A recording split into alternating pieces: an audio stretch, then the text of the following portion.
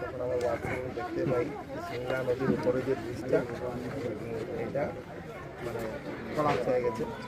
সঙ্গে সঙ্গে মুখ্যমন্ত্রী মহোদয়ের নলেজে আনি, মুখ্যমন্ত্রী মহোদয় কমিশনার পিডব্লিউডিকে এবং আমাকেও নির্দেশ দিয়েছেন যে সঙ্গে সঙ্গে গিয়ে বিহিত ব্যবস্থা করা উইদিন 1 মান্থ, যাতে পাবলিকের যাতে কোনো কষ্ট না হয় তার জন্য ইমিডিয়েট যাতে কীভাবে একটা বেলি ব্রিজ তৈরি করে দুই দিকে যাতায়াত মানে সুদৃঢ় করা যায়, সুন্দরভাবে যাতে সবাই চলাফেরা করতে পারে।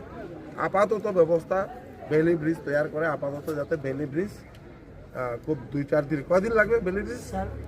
বেলি ব্রিজ না, ফুট ব্রিজ 1 সপ্তাহের ভিতরে কমপ্লিট হয়ে যাবে। 1 সপ্তাহ না 5 দিনের ভিতরে, 1 সপ্তাহ যেটা এটা 5 দিন, 5 দিনের ভিতরে কমপ্লিট করার নির্দেশ দেওয়া হয়েছে।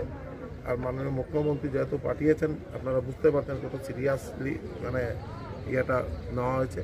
খুব তাড়াতাড়ি যাতে এটা যাতায়াত ব্যবস্থা মানে সুন্দর করা যায়, ভালো করা যায় তার ব্যবস্থা নেওয়া। স্যার, আমরা সোশ্যাল মিডিয়ায় দেখেছি প্রদেশ কংগ্রেস সভাপতি গৌরব গগৈ এই বিষয়ে নিয়ে উদ্বেগ প্রকাশ করেছেন।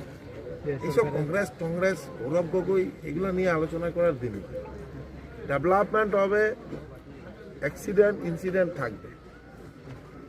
এই পৃথিবীতে যে সৃষ্টি হয়েছে না, এই সৃষ্টিকর্তা ওনার নির্দেশ মর্মে চলে, আমাদের হাতে কিছু নেই।